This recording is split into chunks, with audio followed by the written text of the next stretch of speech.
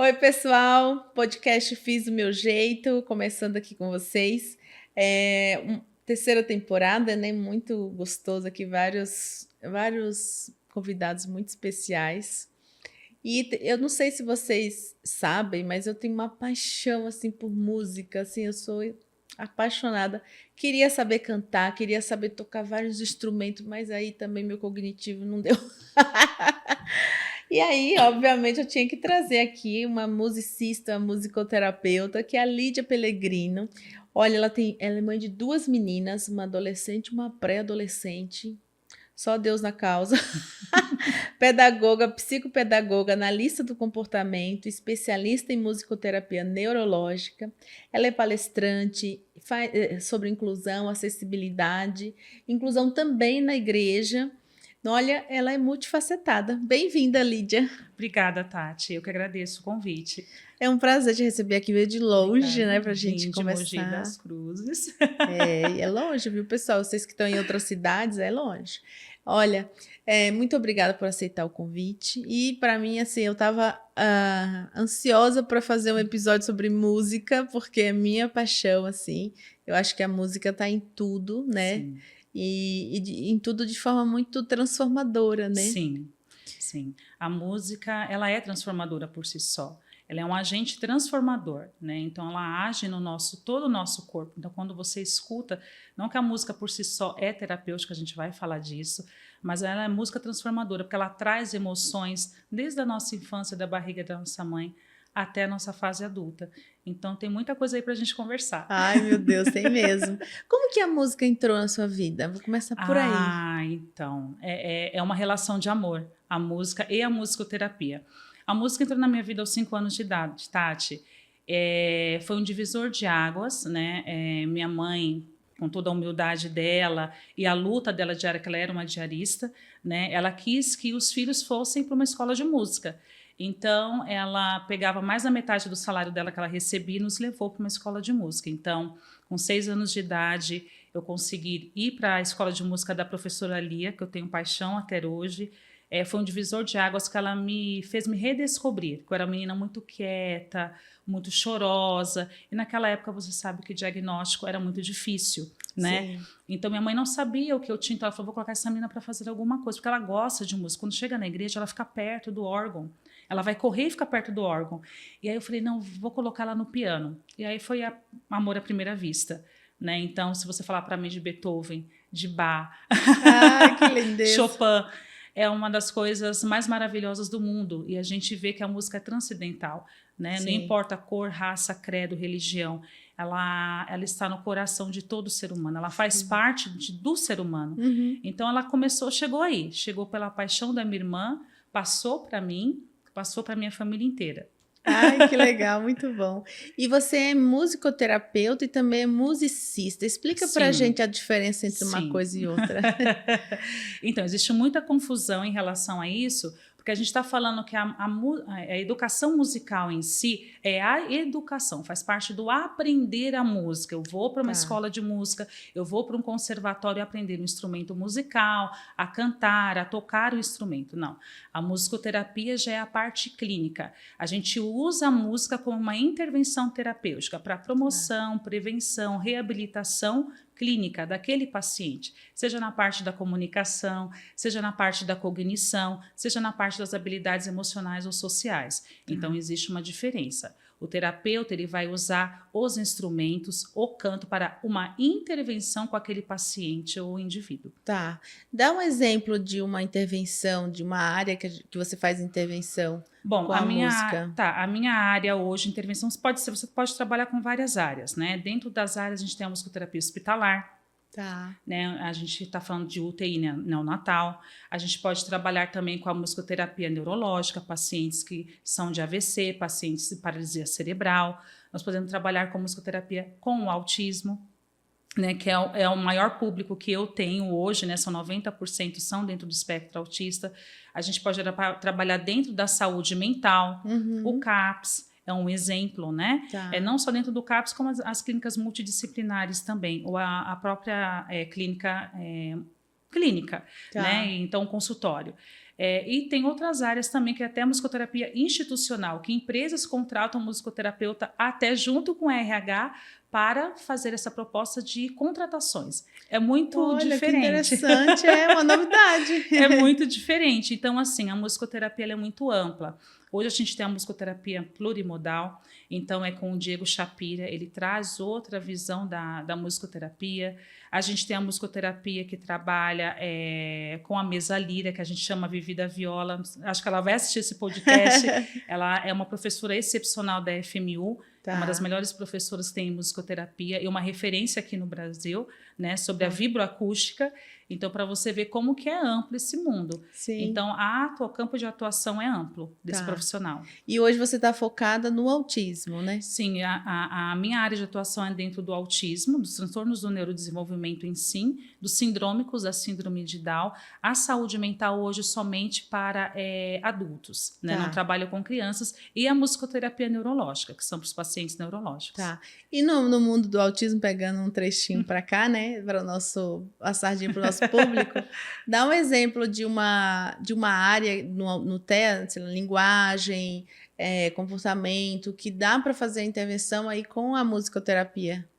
Então, o musicoterapeuta ele vai atuar como que essa criança? Vamos imaginar que ele está no setting terapêutico.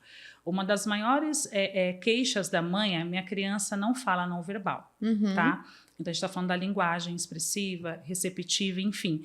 E aí a criança chega e fala assim, a mãe fala, como que essa criança vai ficar, Lídia? A música por si só, ela não tem como estimular, a música é muito gostosa. Só que tem crianças, Tati, que eu falo para a mãe, às vezes ela não tem habilidade musical ou gosta de música. E os pais, não, ele gosta. Né? E a gente dá risada e fala, não, a gente vai ver quais as habilidades que a gente vai desenvolver aqui. Então, através da habilidade, claro, comunicação expressiva, como essa criança consegue se expressar com o instrumento. Então, a gente deixa o set terapêutico todo ali, primeira sessão. A criança chegou... É o mesmo processo da psicologia, da psicoterapia. Fez anamnese com os pais, tudo. Agora vamos criar vínculo. A gente coloca lá um ukulele, todos os instrumentos em volta. E a gente fica naquele campo de observação, como vocês ficam também. E olha, fala, o que ela está mexendo ali? Aí a gente começa a tocar um bom dia, boa tarde. E a criança, opa... Né? Ela olhou, ela já fez um contato visual. A criança não olhava, não tinha uma sustentação, já olhou. Ela já se atentou com a música. Aí eu comecei a tocar a musiquinha lá do Bom Dia, e aí a criança olhou, já veio para perto de mim. A criança não tem nenhum tipo de interação social, ela já está chegando perto do terapeuta. Então, o poder da musicoterapia é muito grande, porque a música por si só, ela não é terapêutica. Eu até brinquei com você no começo e falei assim, Lídia, eu já cheguei com o paciente assim, toca uma música para me relaxar, você é musicoterapeuta. Como se fosse assim, né? E não é assim, é uma intervenção, existe uma preocupação. Quem é essa criança? Quem é essa família? Quem é esse adolescente? Do que ele gosta? Como que ele vai conseguir se expressar? Então, a gente tem um espelho, né? O autoconhecimento, o autorreconhecimento. Olha, eu sou o João. E a criança não... deixa que eu falei, é o João. Eu falei, não, eu vou perguntar para ele quem ele é. Muito prazer, eu sou a tia Lídia. A partir de hoje você vai passar comigo em sessão. Vamos brincar? Você gosta do quê? A mãe dele responde. Às vezes a mãe com ansiedade. Ele gosta de dinossauro. O Joãozinho gosta de dinossauro. Eu pego a boquinha, né? O Dino Comilão abre o seu bocão. E e aí a gente faz toda essa expressividade, caras e bocas, para tentar tirar a reação daquela criança. Então é o fruto de um terapeuta.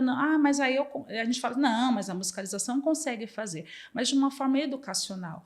A função da musicalização e da educação musical não é essa. Por mais que a gente brinque, né?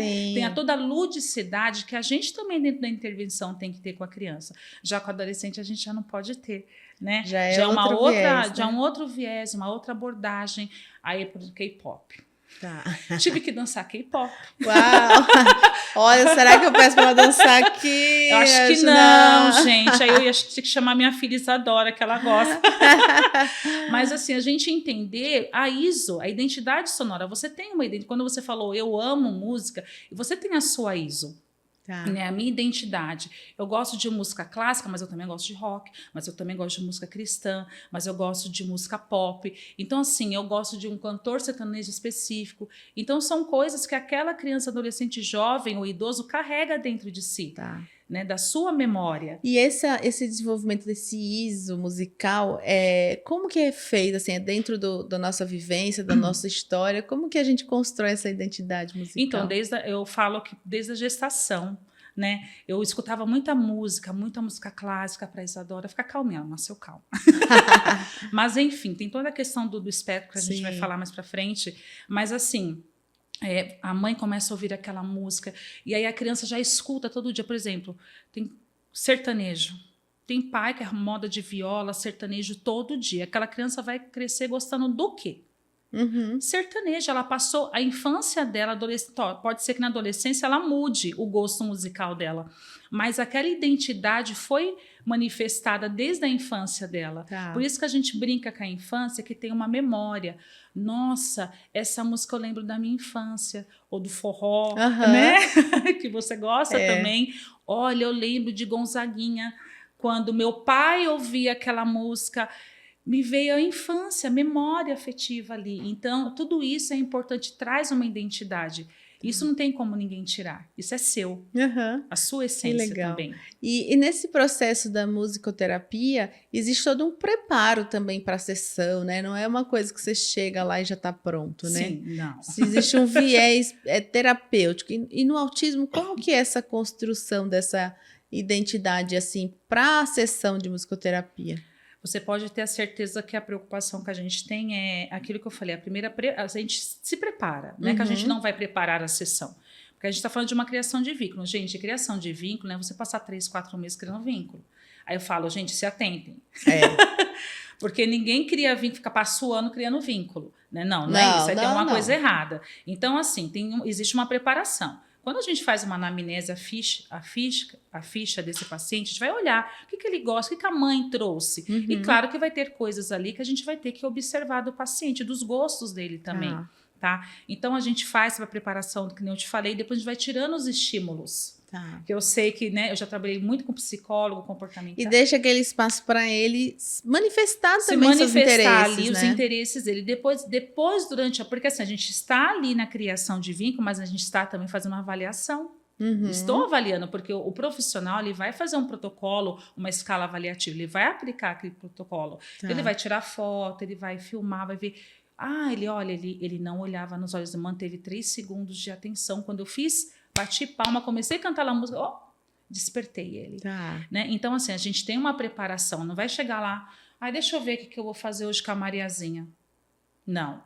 Eu tenho que ter a preocupação da preparação. É igual, conforme toda sessão de terapia, como vocês têm numa equipe multi, com a fono, com a psicóloga. Então, chegou lá, eu percebi que na sessão passada ele gostou do ukulele e gostou do dino.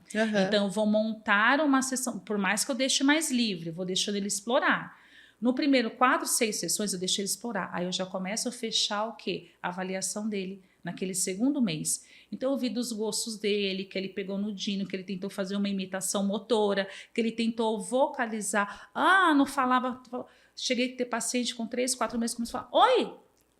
Ele falou oi, gente, meu Deus, ele falou oi. Eu falei pra mãe, ele falou oi. Então, assim, é muito importante a gente ter essa visão que a musicoterapia é muito além do que as pessoas imaginam. Né? Ela é transformadora, ela acessa várias áreas do nosso cérebro, hemisfério esquerdo e direito, né? Tanto da fala quanto do canto. Então, a gente tem da criatividade, você sabe disso. Então, é importante, quando eu falo, é uma intervenção importante, e ela não é tão novinha assim, né? Já é de quanto tempo, assim, nasceu a musicoterapia? Se a gente for falar da essência da música, séculos atrás. Antes da gente, né? Antes da gente. Mas se a gente for falar em relação à musicoterapia, a gente pode falar da Segunda Guerra Mundial, 1940.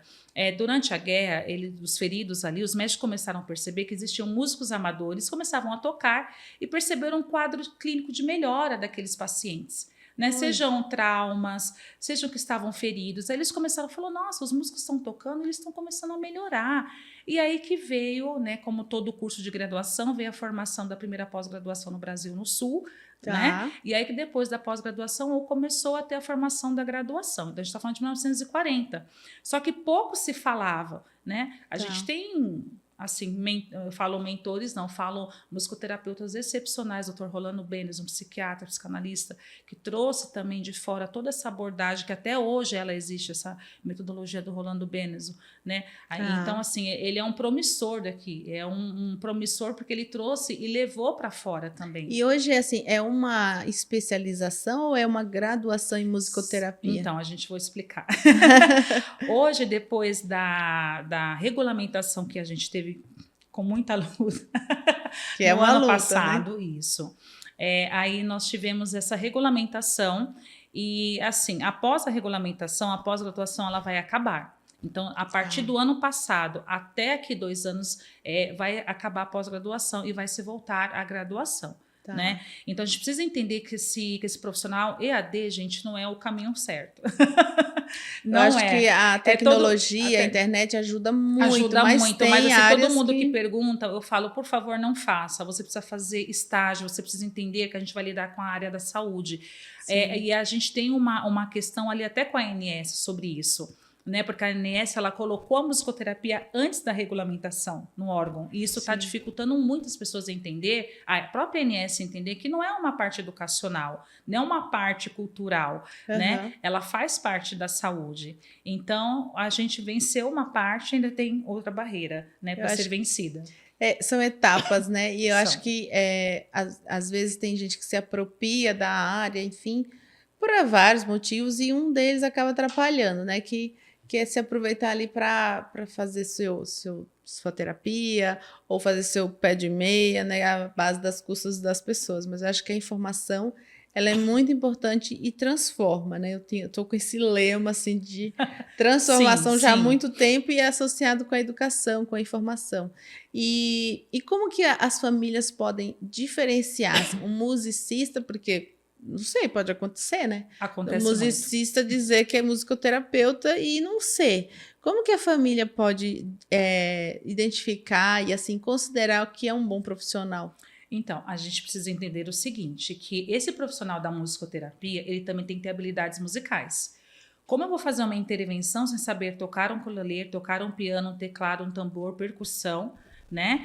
E eu preciso manusear os instrumentos e também a gente tem técnicas para por que eu estou usando o teclado. É aleatório? Não. Né? Eu vou trabalhar o quê? O olimão? Eu vou trabalhar o quê com essa criança? Por que eu estou usando um instrumento de cordas? Né? Movimento de pinça que ele não faz? Pacientes neurológicos? Então, a gente tem que ter esse cuidado. Então, assim, esse profissional tem que ter habilidades musicais. Pelo menos ter sido um educador musical, ter tido uma formação numa escola para... Assim, por mim, tinha que aprender a cantar. A gente até brinca na comunidade, gente, por favor, não cante desafinado. Porque se não fez na faculdade, vai procurar uma professora de canto, porque a gente precisa entender que pode irritar a criança. A gente depois vai falar sobre isso também, Tati. Então, assim, o que esse profissional tem que ter? Qualificação. Se ele não tem uma graduação, tem que ter uma especialização séria, feita uma faculdade presencial, porque ele precisa estagiar, como você fez na psicologia. Eu indico graduação FMU. Para mim não tem outra. Pós-graduação aqui em São Paulo, tem o Santa Marcelina que voltou, tem a Sensupeg, tem o Centro Biomédico da Música da querida Natália, que é uma doutoranda na área, então é maravilhosa, minha colega. Só que é em São José dos Campos, mas enfim, tem aula todo sábado, o dia inteiro. Eu posso falar que da mesma forma que é cansativo, como eu e você nos formamos há anos atrás, é prazeroso. Sim. É prazeroso, porque é assim, você entender que você precisa dessa formação. Precisa e acho que você vai lidar com a vida da outra pessoa, né? Com a expectativa dessa pessoa, dessa família. E não é né? Quando você frustra uma expectativa, não é uma expectativa entre comer bolacha e comer, sei lá, chupar melancia. Não é isso. Você está falando de uma vida, de um tempo que está dedicado ali, né? Então a gente precisa tomar muito cuidado com isso, Sim, né? nós estamos lidando com seres humanos, com expectativas. Então você sabe que a gente lida com família atípica. Eu sou atípica, minha família é totalmente atípica, e você sabe que quando eu tive diagnóstico da Isadora, a minha expectativa era, eu quero que a Isadora fale. Ela regrediu. Ela não fala, ela faz as necessidades na fralda novamente, com uns 4, 5 anos de idade. Depois, com a intervenção dentro da análise do comportamento, ela melhorou muito. Né? Isso é um caminho que a gente fala, é uma ciência, como a musicoterapia é uma ciência. Né? Então, a gente fala, pais, pedem os certificados, pegue a carteirinha da associação de onde que essa pessoa está. Né? peça indicações, peça cartas de referência. Toda vez eu falo, ó, tem umas cartas de referência aqui, tem a carteirinha, tem um tempo que eu trabalhei em cada clínica, se eu atendi bem ou não. Então, se você, por exemplo, né, a gente tá brincando, ó, o dia que eu vim trabalhar na Tati, que ela já convidou, viu, gente? Temos vaga aí de novo, venha de novo. Vou convidar de novo e é aqui no podcast. E aí ela falou, eu falei, Tati, tem que ser assim, assim, tem que ter a formação certa. Precisa ter análise do comportamento, a clínica decide, né? Porque assim, a gente tem uma formação da musicoterapia comportamental de pré, isso já vem dentro da bagagem. Mas se é uma exigência também da clínica, que custa, né, a gente estudar um pouco? Vamos entender. Às vezes, uma coisa bacana, Tati, trazer essa formação também para o profissional, que eu sei que você traz bastante para a sua equipe, né? E assim, o musicoterapeuta, ele é musicoterapeuta. Entender que ele não é um analista, ele não é o fono, mas ele trabalha em equipe. Se ele está numa equipe multidisciplinar, ele tem que entender isso. Que ele não faz nada sozinho, é juntamente com a equipe. E acho que, por exemplo, conhecer, não sei se é um papel, mas conhecer um básico ali do desenvolvimento infantil, né? Do manejo de comportamento, né? Identificar algumas necessidades das crianças. Sim, o que é o ecoico, o que é o mando, né? Por que o que é espera, por que eu preciso fazer a troca de turno? Às vezes o profissional faz, a gente não utiliza esse nome, né? Troca de turno. O que é troca de turno? Né? Então, a gente entender isso e ter esse manejo também com o paciente. Isso. Porque quando a gente está lidando com crianças, adolescentes autistas, tem que ter manejo. E às vezes uma coisa básica, assim, oferecer água para a criança, sabe? Principalmente quando é não verbal. Isso. Por exemplo, eu tenho a formação também do CA, do PECS, do Multigesto, porque eu quis. Né? E eu falo, não, nível 1 ainda, tá, gente? Ainda tem muito ainda para crescer. Mas quando eu tenho dúvidas, eu pergunto a minhas colegas da fonoaudiologia, que são especialistas. Né? Eu não posso utilizar prompt, mas eu posso usar o multigesto. Né? O OI, então, assim, usar Libras. Então, a gente tem uma série de formas de acessar essa criança, esse adolescente ou esse jovem. Então, quando a expectativa maior, Tati, é quando o meu filho vai falar. E a gente não tem como prever isso. A gente tem uma bola de cristal, gostaria, como eu também fiz essa pergunta, né? Mas o profissional, ele tem que entender que ele fala, eu vou fazer de tudo, ele tem um objetivo terapêutico, e o musicoterapeuta também tem. Ele tem um começo, meio, fim. Ele não vai constitucionalizar aquele paciente, passar 10 anos com o paciente. Tá, eu acho que isso é um ponto muito importante, assim, de você falou, começo, meio e fim, porque às vezes a gente tem a impressão que vai fazendo aí, né? Vai fazendo aí, uma hora isso acaba. Mas como é isso, sabe? Sim, olha, eu tenho pacientes que têm 4 anos comigo. E no dia eu falei, o ano que vem eu vou dar alta. É o último ano, porque já está atingindo os objetivos. Teve uma regressão, teve troca de equipes e tudo isso afeta, né? Porque a musicoterapia, a gente não faz milagre, né? Mas a gente procura fazer todo o desenvolvimento possível daquela criança. Tudo que é possível ser feita. Então, eu tenho muita comunicação que às vezes eu sou chata. Aí você fala, é porque você é analista também. Não, mas é porque eu sou chata, eu não faço meu papel de analista. Por mais que eu olhe e falo, isso aqui, né? Dou uma conversadinha com o supervisor, falo, olha, ele voltou que você deu uma regredida nesse comportamento inadequado aqui. Eu acho que precisa dar uma mexida, talvez, em tal coisa, mas fique à vontade. Isso é só uma sugestão. Se você me sugerir, ser respeitoso. Não pegar e interferir. Olha, eu quero que você faça isso, porque hoje eu vi que ele está abrindo a boca de forma errada, está babando demais, sabe? Falar isso para fono, eu já ouvi terapeuta falar isso. Não, gente, não é assim. E é uma construção também de uma parceria, construção de né? parceria. As amigas que eu já tenho já sabem, elas já brincam e falam, Li, você já tá fazendo essas caras de boca? Vai, fala. O que aconteceu? Eu falo, olha, eu já canso de atender com fono, TO e físio. Tá? Principalmente home care, que eu faço para pacientes neurológicos, que são pacientes de AVC, Alzheimer, né, que são acamados. Tem um paciente maravilhoso que eu amo, seu José Beijo. É meu xodó, assim, a gente chora junto, a gente comemora juntos. O que a gente ouviu do diagnóstico dele, prognóstico, sendo totalmente diferente, desconstruído. Pacientes que eu amo aqui, que eu levei para a vida, já não está mais comigo, mas assim, que paciente de epilepsia, desculpa, gente, epilepsia refratária, que a gente sabe que tem que tomar muito cuidado, tá, Tati? Uma coisa que você falou, a musicoterapia, todo mundo pode fazer, né? Todo mundo pode, mas a gente tem que ter um cuidado com a heterogeneia da música, que é o mau uso da música. Então, se de repente esse paciente tem uma crise porque eu coloquei o som muito alto, ou muito grave, ou muito agudo, ele pode vir ter várias crises. E tudo isso vem dentro da formação do musicoterapeuta? Tem que vir. Perfeito. Tem que vir.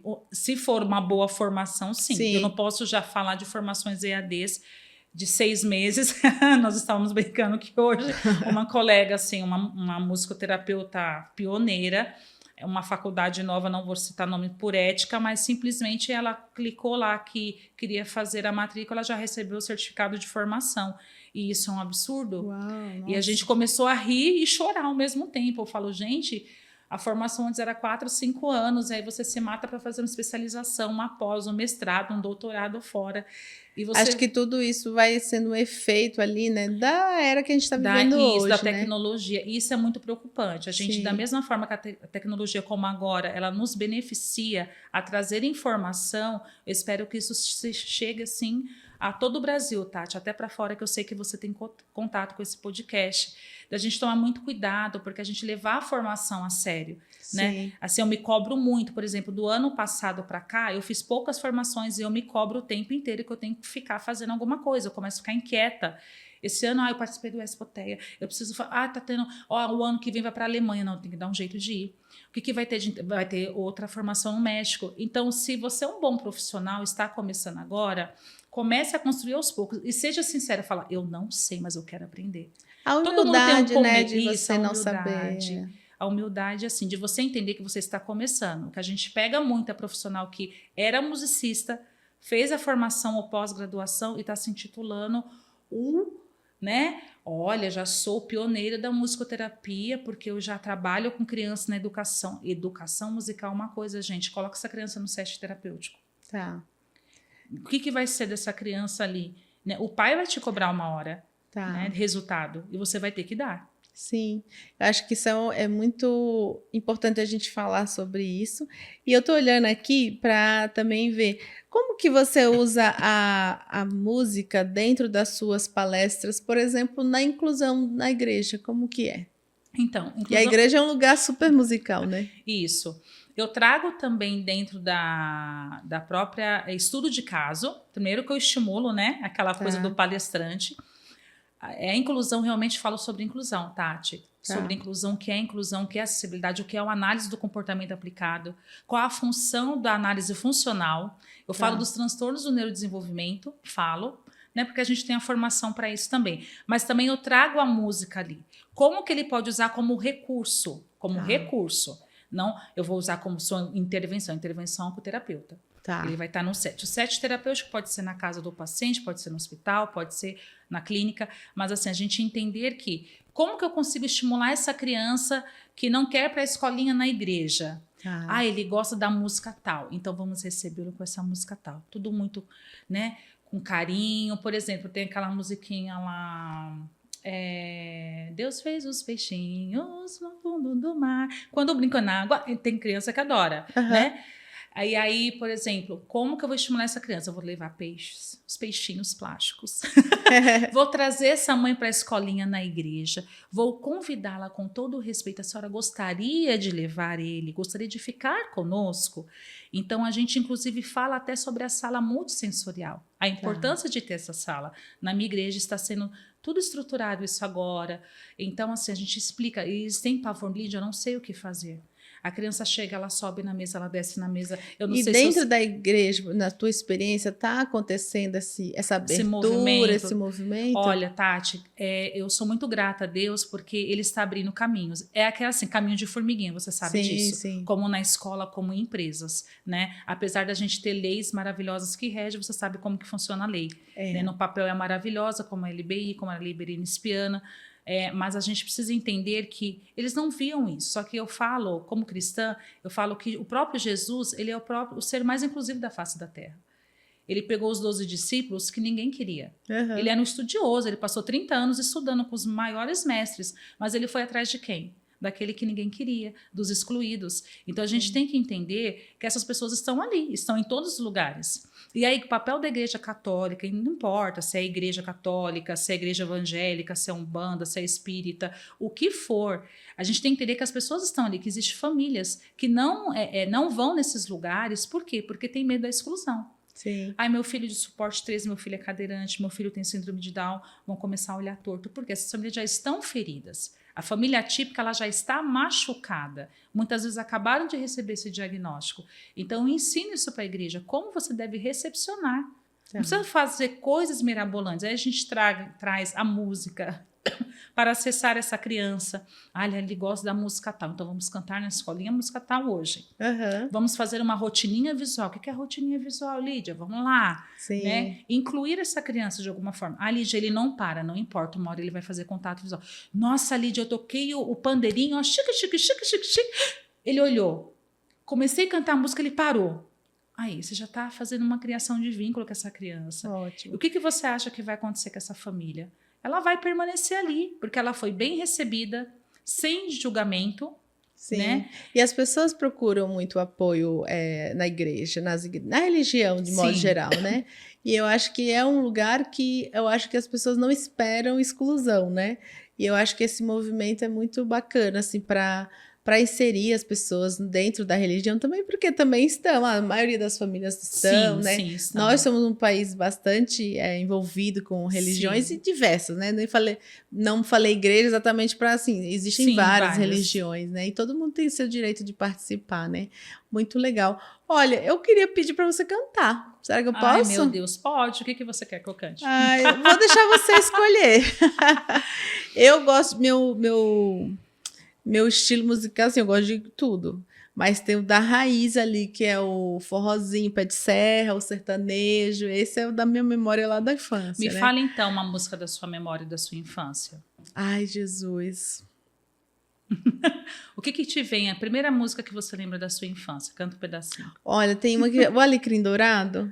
Nossa, essa música, assim, ela entra na minha cabeça, assim, e eu viajo, sabe? Eu gosto muito. E eu não sei, eu não sou música, mas eu também não sei cantar nada, né?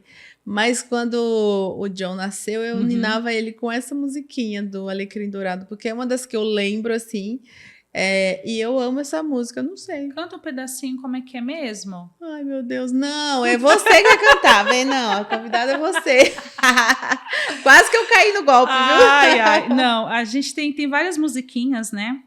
Eu tenho uma musiquinha que a gente canta, que as crianças gostam bastante, tem um Alecrim Dourado, onde eu posso cantar para você, que é a música do A, E, I, O, U. Não sei se você lembra. A, E, I, O, U, A, E, I, O, U, A de aranha, A de anel, A de aranha passeando no anel. A, E, I, O, U, A, E, I, O, U, E de elefante, E de espinafre, E de elefante comendo espinafre, nham, nham, nham. Olha só. Que delícia. E a gente faz isso. Mas assim, a minha identidade, ela é muito assim voltada também para evangélica, né? E uma música que me faz lembrar, tem várias, Tati, mas tem uma da Gabriela Rocha que eu amo muito, né, que me trouxe assim me ressignificou muito como pessoa. A gente fala sobre família, não sei se você vai falar sobre isso ainda, vai citar. Canta um pedacinho da Gabriela. Da Gabriela Rocha, ela fala: nada é igual ao seu redor. É linda. Tudo se faz no seu olhar. Todo o universo se formou no seu falar. Teologia para explicar, ou Big Bang para disfarçar. Pode alguém ter dúvida? Sei que alguém a me guiar, e eu, tão pequeno e falho. Aí ele canta, né? E vai embora. Então, é linda essa música. É linda porque assim, ele linda. não fala de um ser, fala de um Sim. ser celestial que ele olha por mim, que ele me vê, que ele me enxerga.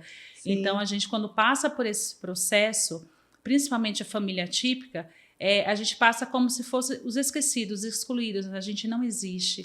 Né? Isso acontece muito, você sabe disso. E eu acho que a música, ela integra, né, muito. Então, muito. Seja eu como terapeuta colocando uma música para tocar, seja a música o terapeuta cantando, né? Às vezes tem terapeutas psicólogos que também cantam, né? Eu falei, eu queria ser uma dessas, mas infelizmente não deu certo. Isso não rolou para mim, mas eu ponho música para tocar. Então, assim, eu acho que que ela traz uma conexão ali a Traz. mais, né, pra Traz. gente, né? Traz. Eu acho que quando você encontra... Outro dia eu tenho uma paciente que tava nem aí pra ninguém, eu nunca tinha interagido com ela assim tão direto. E aí eu fui, ela tava cantando, fazendo um barulhinho com a voz, né? Tipo, alguma coisinha assim, e eu fiz junto, né? Cantarolando. Aí daqui a pouco ela começou a cantar a música. E por um acaso ou coincidência, não sei, a música é uma que o John escuta muito, né? Então eu sabia cantar. E eu fui cantando com ela. Aí ela já olhou para mim, já pegou na minha mão, já pedi para ela fazer uma tarefa, ela fez. A terapeuta só ficou assim. Falei, eu fui pelo que ela me trouxe, né? Não o contrário, né? Enquanto terapeuta, a gente é que é guiado e não é o contrário. Sim. E aí a gente cantou ali junto, fez as tarefas todas. Eu falei, gente, Isso essa acontece criança que vocês estão bastante. com dificuldade. Isso acontece muito, né? E eles ficam cantarolando, Sim. né? E aí a gente fala, cantou, tem uma musiquinha que eu canto, que é minha autoria, que é o Bom Dia, que a pessoa fala, Lídia, todo mundo já canta essa música. E aí eu fico, Aí ela, que é bom dia, como vai você?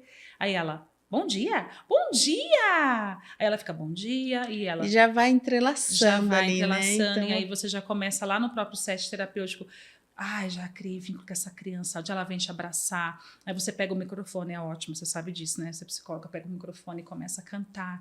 Mas ela não canta, não, mas calma aí que... E com a família, assim, você também cria um roteiro musical da família, né? Então, como que a família é integrada dentro dessa terapia? Tati, existe um projeto que eu não venho só da multidisciplinar, né? E nem só da CD, a PAI, enfim.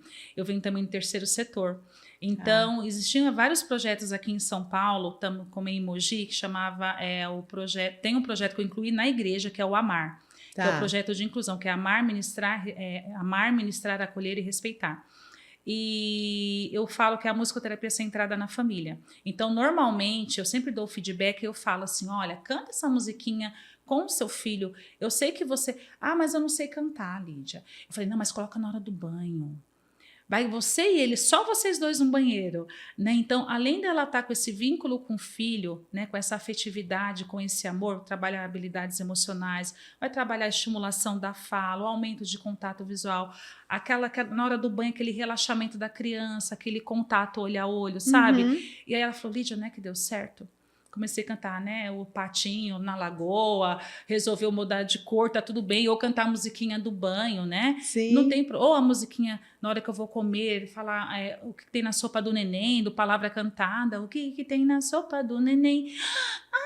Será que tem tomate? Muda a entonação de voz, né? O alto, baixa intensidade. Então, assim, aí ela fala, Lídia, não é que tá dando certo isso? Então, assim, eu sempre falo para os pais que não é imediatismo, não existe uma terapia imediata, principalmente transtornos do neurodesenvolvimento, você sabe disso, Tati, que muitas vezes é anos de dedicação. A gente está falando de paciente de suporte 3, 2, a gente sabe que é um espectro, né? A gente sempre pede, não quer que aconteça a regressão, vai regredir, vai voltar para ter... Não importa. O importa é que você estimule essa criança, esse adolescente, que mostre para ele que ele é capaz também. Sim. Né? Que não desista. Eu sempre falo, não desistam. Perfeito. Lídia, eu vou pedir para você falar uma coisa que você fez do seu jeito ou que você faz do seu jeito para deixar de inspiração para gente. O que eu faço do meu jeito, Tati, eu vivo da forma que eu quero. Né? Eu assim, eu acordo todo dia e falo, nossa, você conseguiu.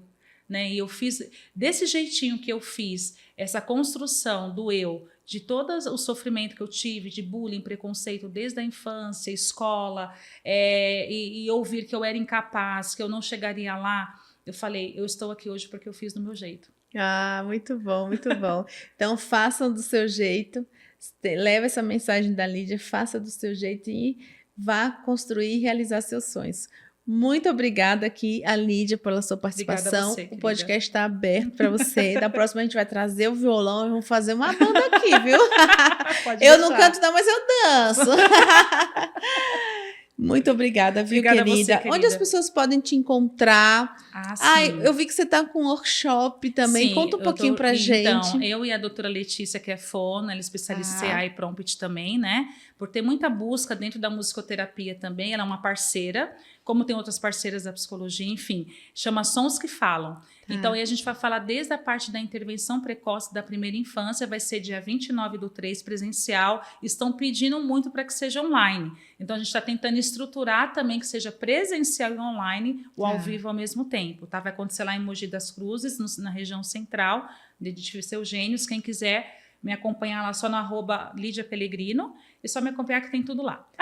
Perfeito, gente. Acompanhe as redes sociais da Lídia, @Lídia Pellegrino. A gente vai deixar também na descrição do vídeo. E aproveitem tantas informações importantes que estão por lá também. Olha, vou agradecer vocês. Deixem seus comentários, compartilhem e deixem sugestões também de novos temas que vocês querem ver por aqui, tá bom? Beijo, beijo.